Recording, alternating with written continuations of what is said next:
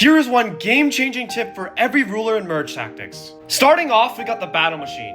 For the battle machine, you need to know how to place every building. Place your Tesla in the second row, Inferno Tower in the second or third row, Pump in the third row, Expo in the fourth row, and Mortar in the third or fourth row. These placements are the best for each building's ranges and allow your Expo to stay protected and shred through their entire team. Next up, we have the Loom. The Loom is very simple to use, but just make sure you're taking advantage of his +1 team size. This means you should be going for cards like Clan and Goblins because they're cheap to use and easy to stack up.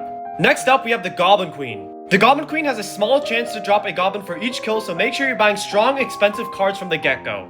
What I mean by this is don't just always buy cheap cards to cycle your shop as you would with the Loom or Empress.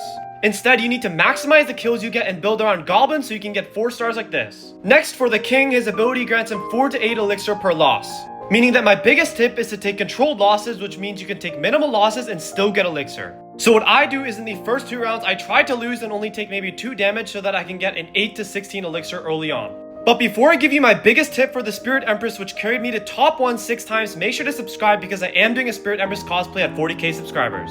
Which means that my biggest tip for the best ruler in merge tactics is to sell your early 2 stars. What I mean by this is a lot of people will be tempted to keep their early 2 stars because they want to go for that comp. However, the Spirit Empress ability gives you +1 elixir every time you merge and sell, meaning you should be merging and selling troops as much as possible to get as much elixir. Meaning that if you keep selling your 2 stars early on, you could generate more elixir over time and go for more expensive comps later on. But anyways, if you made it this far in the video, all I ask for in return is a follow or a sub. I will be doing a Spirit Empress cosplay at 40k and I do upload daily merge tactics content.